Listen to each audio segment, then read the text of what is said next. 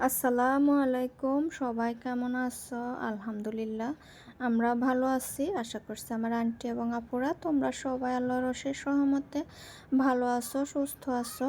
আমার রবি আসিফ মাদা চ্যানেলটি থেকে তোমাদেরকে আমন্ত্রণ জানিয়ে শুরু করছি আজকের এই ব্লগটি। আশা করছি তোমাদের ভালো লাগবে। তো ব্লগটি একটুখানি বড় হয়ে গেছে, প্লিজ তোমরা কিছু মনে করো না। তো দেখতে পাচ্ছ আমি কিন্তু এখন নাস্তা করতেছি। তো আজকে একা একাই নাস্তা করে, আসলে বাচ্চাদের স্কুল মাদ্রাসা থাকলে না আমার একাই নাস্তা করতে হয়, ওদের খাবারটা আলাদা করতে হয়।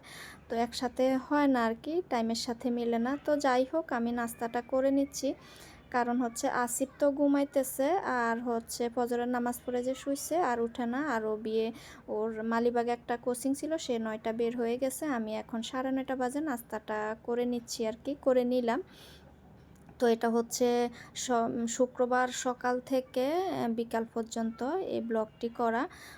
তো সকালে আমি চাচাকে ফোন দিছি, আমার বাসায় মুরগি ছিল না, যে চাচা আমাকে মুরগি দিয়েন, মুরগিওয়ালা ভাই আসলে। তো উনি চাচা চাচা বলতে আমাদের কেয়ারটেকার চাচা, তো উনি মুরগিওয়ালা ভাইকে ফোন দিছে আর উনি মুরগিটা দিয়ে গেছে। তো এখন 10টা বাজে। তো এই যে মুরগিটা আমি ঢেলে নিছি, খালাও চলে আসছে। তো খালাকে মুরগিটা দিয়ে আমি এদিক দিয়ে পেঁয়াজটা কেটে নিচ্ছি আর কি। আজকে একটু বাচ্চাদের পছন্দের খাবার রান্না করব। আসলে ফ্ল্যাটে দৌড়াদৌড়ির কারণে, ব্যস্ততার কারণে না ছেলেদেরকে একটু ভালো মন্দ রান্না করেও খাওয়াইতে পারি না। তো আজকে ভাবছি যে প্রয়োজনে আজকে ফ্ল্যাটে যাব না, সকালটা আমি বাচ্চাদের জন্য একটু রান্না করব। তো এখন অনেকেই বলতে পারো যে আমার ছেলে তো, ওকে তো মাদ্রাসায় দিয়ে আসছি, সে কীভাবে বাসায় আসলো। তো এই যে বলতেছি আমি, তোমরা যে যেখান থেকে আমার এই ব্লগটি দেখছো প্লিজ একটা লাইক দিয়ে আমার পুরো ভিডিওটি দেখার অনুরোধ করছি তোমাদের। আর যারা এই মুহূর্তে আমার ভিডিওতে একদমই নতুন, আজকে প্রথম দেখতেছো, প্লিজ আমার চ্যানেলটিতে সাবস্ক্রাইব করে দিও আর পাশে থাকা বেল বাটনটি প্রেস করে দিও। তাহলে আমার ভিডিও ছাড়ার সাথে সাথে সবার আগে তোমাদের কাছে নোটিফিকেশন চলে যাবে। এটা তোমাদের কাছে আমার অনুরোধই বলতে পারো। তো যাই হোক, হয়েছে কি, আমার আগের ভিডিওতে তো তোমরা দেখছো আমি আমার ছেলেটাকে মাদ্রাসায় দিয়ে আসছি একটা কারণ, একটা কি মানে আন্দোলনের কারণে, আন্দোলনের উছিলে আমার ছেলেটা প্রায় 20-22 দিনের মতো বাসায় ছিল। তো ওকে তো আমি দিয়ে আসছি মাদ্রাসা। তো একটু পরে বলতেছি একটু রান্নার কাছে চলে আসি। তো এখানে এই যে পেস্টটা দেখছো না, এটা হচ্ছে ওই যে কাজু বাদাম, কাঠবাদাম আর কিশমিশটা খালা বেটে দিয়েছে। তো সেখানে আমি একেবারে আমার ঘরোয়া যে মশলাটা, জিরা, গোলমরিচ, দারুচিনি, এলাচ, লবণ, এগুলো আমি সুন্দর করে মিশিয়ে নিচ্ছি। আর পেস্টটা হলুদ হওয়া, সরি হলুদ না, সবুজ হওয়ার কারণ হচ্ছে এখানে আমি ধনেপাতা দিছি, খালা ধনেপাতাটাও একসাথে আর কি বেটে দিছে। তো আমি এখন রান্নাটা বসিয়ে দিচ্ছি, এখানে এটা রোস্ট করে নেব, একটু জোল জোল করব আর কি, শুকনা করব না রোস্টটা। আর পাশের চুলায় কিন্তু আমি অফ ক্যামেরায় টুনা ফিশের কাবাব করে নিয়েছি, আর পোলাওটাও কিন্তু বসিয়ে দিয়েছি। তো একটু পরে দেখাবো পোলাওটা, ওইটা কিন্তু অলরেডি আমার বসানো হয়ে গেছে। পোলাওটা বসিয়ে দিয়ে এখন আমি রোস্টটা আর কি করে নিচ্ছি। তো এটা একটু শেয়ার করলাম তোমাদের সাথে। তো এই তো দেখো মশলাটা তেলের সাথে সুন্দরভাবে কষিয়ে আমি একটু পানি দিয়ে আবার কষিয়ে এখন চিকেনটা দিয়ে, চিকেনটা 5 মিনিটের মতো করে রান্না করে, 5 মিনিটের মতো রান্না করে আমি জল দিয়ে দেব। জল বলতে কি, দুধ 1 কাপ আর গুঁড়ো দুধ গুলে দিছি 1 কাপ আর পানি 2 কাপ দিয়ে ব্যাস রান্নাটা হয়ে যাবে। 15-20 মিনিটের মতো রান্না করলে হয়ে যাবে আর কি। তো যাই হোক, যেটা বলতে গেছি, তার আমার আগের ভিডিওতে কিন্তু আমি বলছি যে আমার এত খারাপ লাগতেছে, আসিফকে দিয়ে আসলাম এতদিন পরে। তো আমার না খুবই খারাপ লাগতেছে যে 2 দিন পরেই ছেলেকে নিয়ে আসছি আমি। তো বৃহস্পতিবার রাতে তাও এরকম মন ভীষণ খারাপ আর চোখ দিয়ে খালি পানি যাইতেছে, ছেলের কথা মনে পড়ে।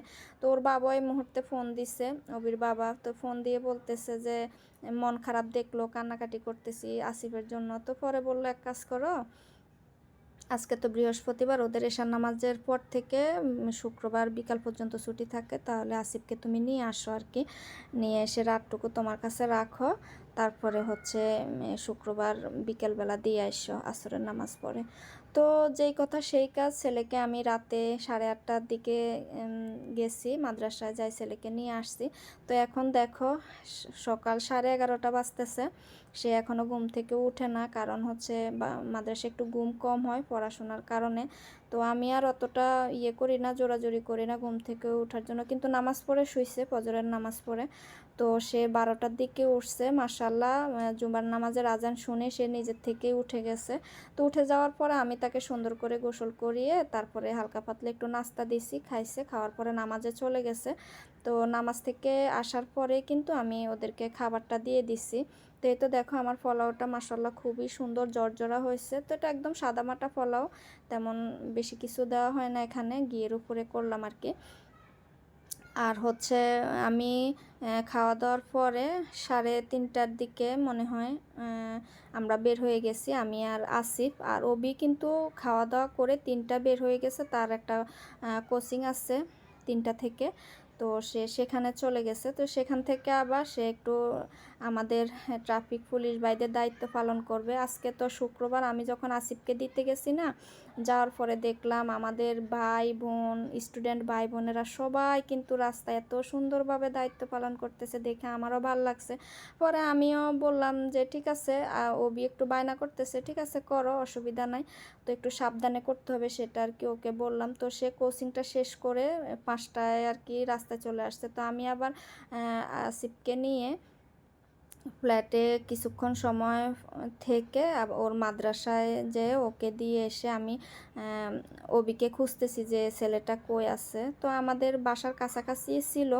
তো পরে আর কি আমি একটু ওইটাও ভিডিও করে নিছি, তোমরা একটু পরে দেখবে ভিডিওর শেষের দিকে আর কি। ভাল লাগতেছে। আমার কথা হয়েছে সবাই সবার জায়গা থেকে দায়িত্ব পালন করতেছে, যাতে ও ছেলে মানুষ একটু করুক, অসুবিধা কি, এরাই তো হচ্ছে দেশের ভবিষ্যৎ। তো সেটা চিন্তা করি আর কি দিছি। তবে হ্যাঁ, একটু সাবধানে থাকতে হবে। তো এই তো দেখো আমরা মা ছেলে কিন্তু বের হয়ে গেছি, এখন ওর মাদ্রাসার দিকে যাচ্ছি ফ্ল্যাট থেকে। তো মাদ্রাসা ওকে দিয়ে আমি চলে আসছি, এখন প্রায় 5:30টার মতো বাজে। তো দেখো ওই যে আমার বাচ্চাটা, আমি পিছন থেকে একটু ভিডিও করছি, সে কিন্তু আমাকে একদমই দেখে না, পরে দেখছে আর কি। তো ভাল লাগতেছে আমার ছেলেকে এখানে দেখে। ও কিন্তু অনেকটা মানে খুশি, অনেক খুশি যে দায়িত্বটা পালন করতে পেরে। এখানে ওদের বড় বড় স্টুডেন্ট ভাইয়ারা আছে, ওরা কিন্তু সব বলে দিচ্ছে যে এভাবে করো বা ওভাবে করো। ওনারা খুবই আমাদের ছোট বড় ভাইয়ারা খুব সুন্দরভাবে ওদেরকে টেক কেয়ার করে, ছোটোদেরকে আর কি। তো এর জন্য আর তেমন একটা টেনশন হয় না। তো আমি একটু বলে দিছি ওদেরকে যে আমার ছেলেটাকে একটু দেখো তোমরা, যাতে কোনো সমস্যা না হয় আর কি। এখন আমার ছেলে আমাকে দেখছে, দেখে বলতেছে তুমি কেন আসো, কেন আসো, এরকম বলে। তো আর কি, সবাই ভালো থেকো, সুস্থ থেকো, ইনশাল্লাহ বেঁচে থাকলে আগামী ব্লগে তোমাদের